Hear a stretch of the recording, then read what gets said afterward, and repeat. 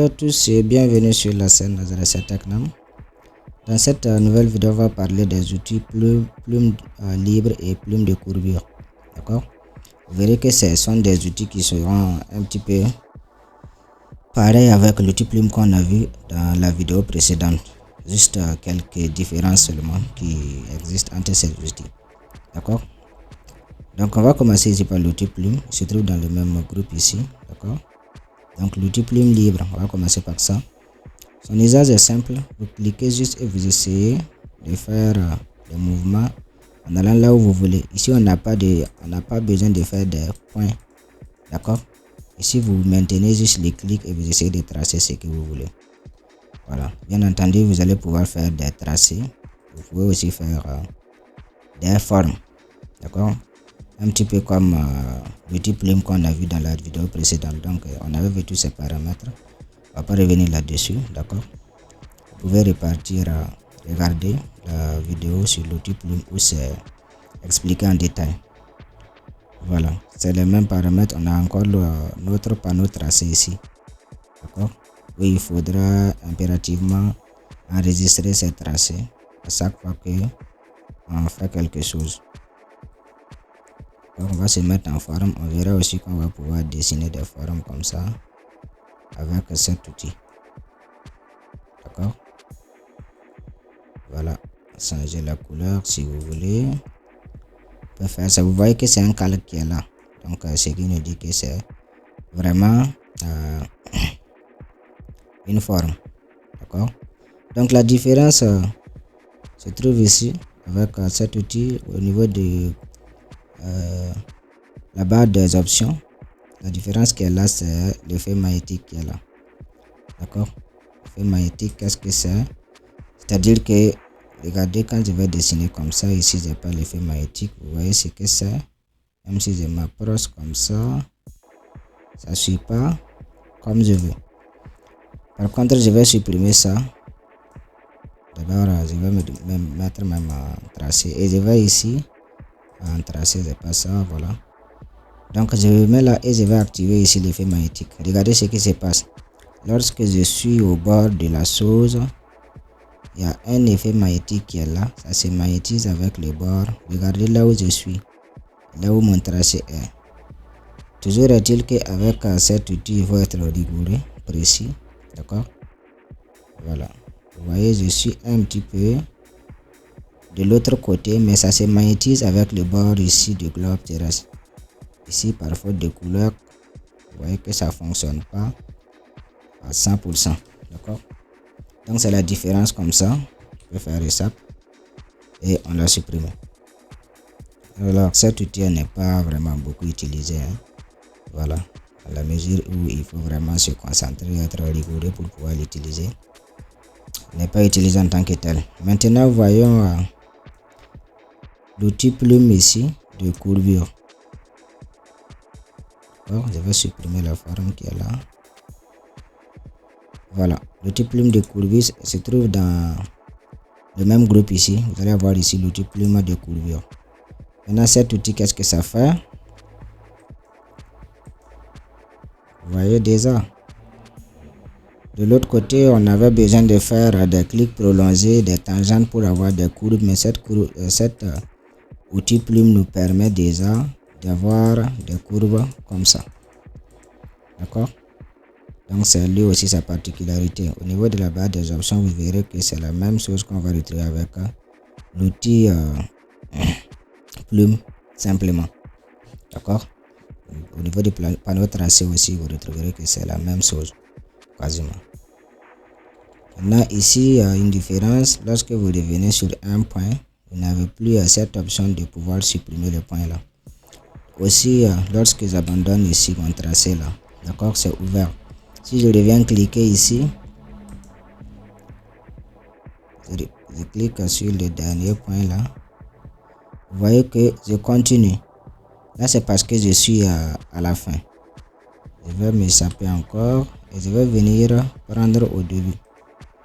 Si je prends au début, vous verrez que automatiquement cet outil là m'amène à la fin, d'accord. C'est à dire que je ne vais pas pouvoir continuer ma sélection à partir du début. Il faudrait forcément que je sois à la fin. Donc ici, lorsque vous appuyez comme ça, vous êtes en train de faire des courbes comme ça. Si vous appuyez sur Alt ici, vous allez pouvoir faire des segments au lieu des courbes. D'accord? C'est-à-dire vous allez passer des courbes ici aux angles. Si vous laissez encore ça, vous avez ces trucs là. Mais vous pouvez aussi, au lieu de passer par Alt, d'accord, lorsque vous êtes en train de tracer comme ça, regardez, si vous double-cliquez, au lieu de faire un simple clic, si vous double-cliquez, vous allez faire des angles comme ça, au lieu de faire des courbes, d'accord. Double-cliquez juste.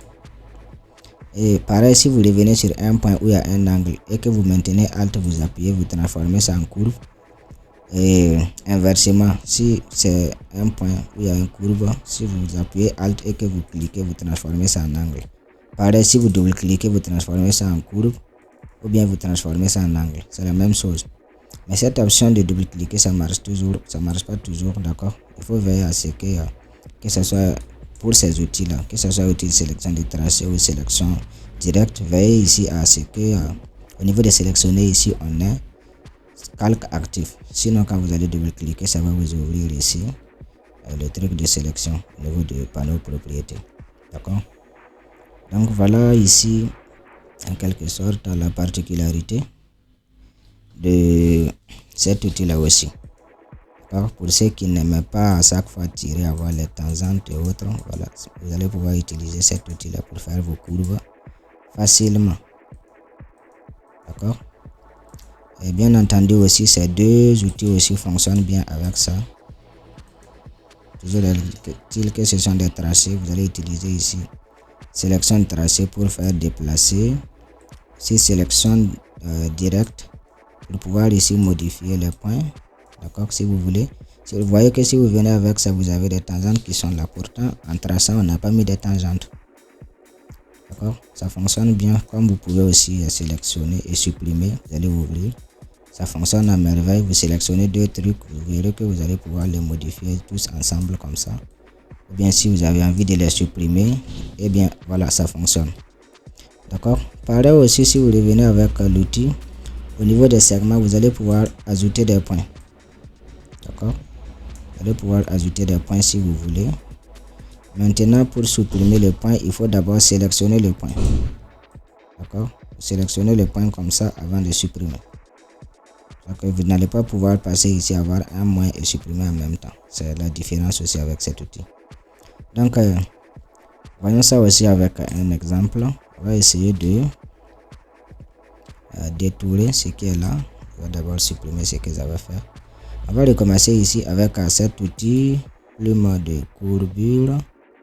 Bien avant ça, d'accord, vous voyez que vous faites comme ça, vous ajoutez des points.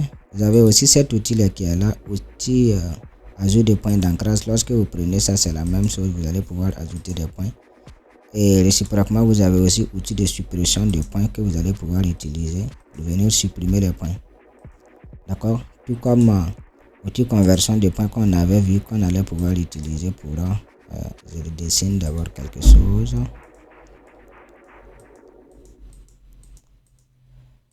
Voilà, qu'on allait pouvoir utiliser ici pour transformer nos points courbés en angle. Voilà, ça fonctionne. Maintenant, voyons notre exemple ici. On va utiliser l'outil plume de courbure pour sélectionner ça. Je commence ici. Vous voyez, a priori, lorsque vous commencez, vous avez l'impression que vous n'avez pas vraiment une courbe. Et c'est lorsque vous allez déposer un deuxième point que vous allez avoir la courbe qui va apparaître.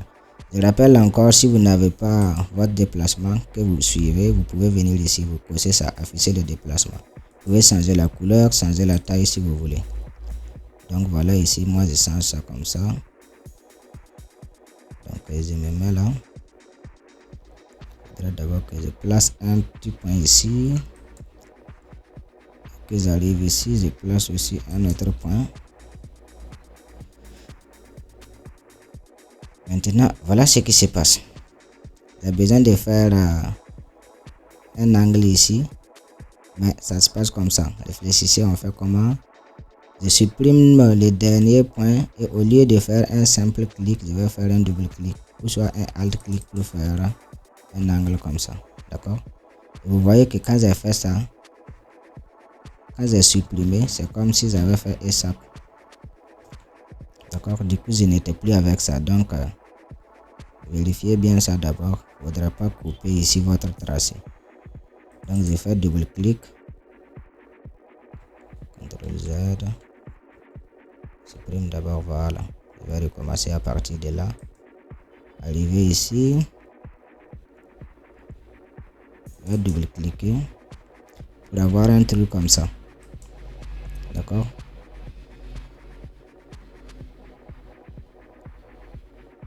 Ici aussi, je vais double cliquer pour avoir un truc comme ça. Je me place là, je fais ça. Ici, double cliquer.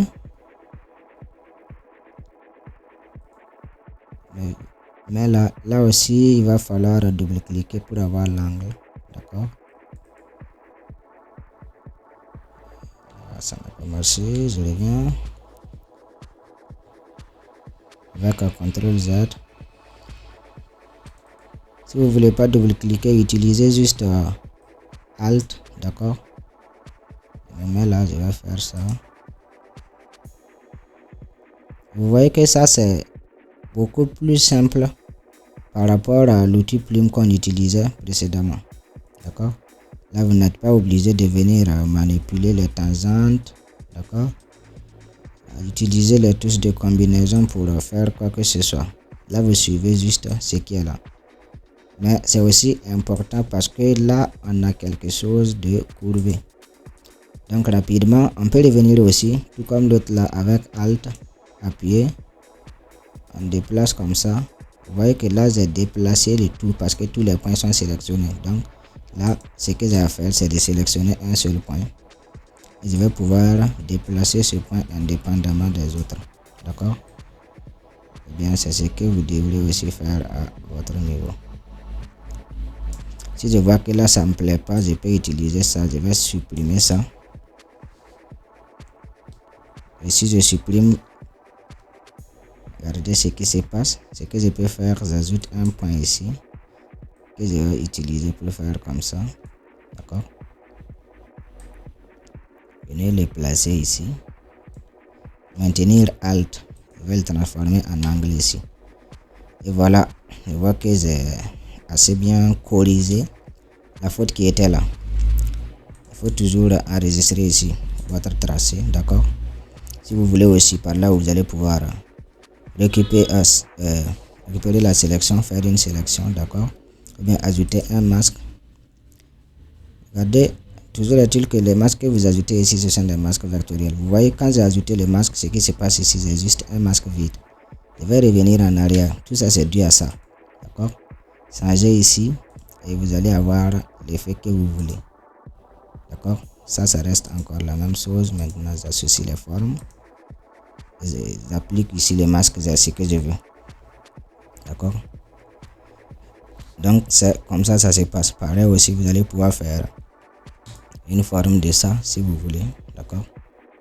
Vous avez la forme qui est là. Et voilà. Ça fonctionne aussi bien comme l'outil plume qu'on a utilisé précédemment. D'accord? Donc voilà, ce sera la fin de cette vidéo. Si vous n'avez pas compris, n'hésitez pas à aller voir encore la vidéo. D'accord? Likez surtout si ça vous a plu. N'oubliez pas de vous abonner pour ceux qui ne sont pas abonnés d'abord. D'accord? Abonnez-vous pour ne pas manquer la prochaine tutoriel. Et moi, je vais vous donner rendez-vous à la prochaine vidéo.